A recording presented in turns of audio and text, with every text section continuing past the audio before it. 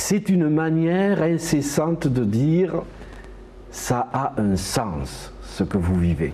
Tout ce que vous vivez, même ce qui est apparemment insensé, ce qui est apparemment absurde, ça a un sens. Et à la base de la démarche de tout écrivain, me semble-t-il, c'est cette quête parfois éperdue du sens, parce que ce n'est pas évident.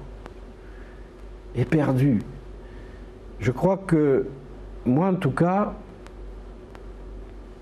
longtemps avant que je m'en rende compte, si je me suis mise à écrire, c'est parce qu'il me fallait du sens. Il me fallait du sens comme il faut du pain pour vivre. Il me fallait du sens comme d'une nourriture sans laquelle je ne pouvais pas vivre. Je serais mort de faim de sens si je n'en avais pas trouvé, si je n'en avais pas inventé. Et c'est là le truc. Je crois que c'est là, vous voyez. On se pose des questions, on cherche du sens, on se demande s'il y a du sens.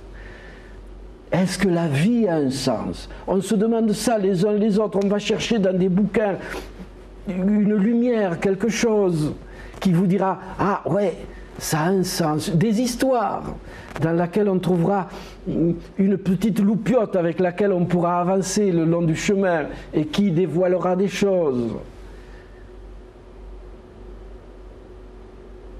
Et en fait, je crois, non, je sais que il est vain de chercher le sens. Il ne faut pas chercher le sens. Il faut décider qu'il y a un sens.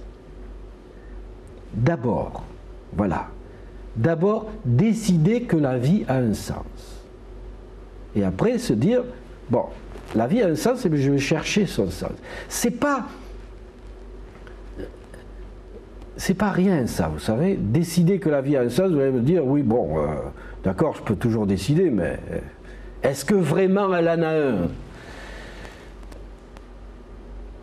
En réfléchissant à ça, je me suis dit, mais quand quelqu'un est malade, tous les docteurs vous diront ça. Si, pour guérir, il y a un acte à poser d'abord pour le patient, pour le malade, c'est j'ai envie de guérir, je veux guérir.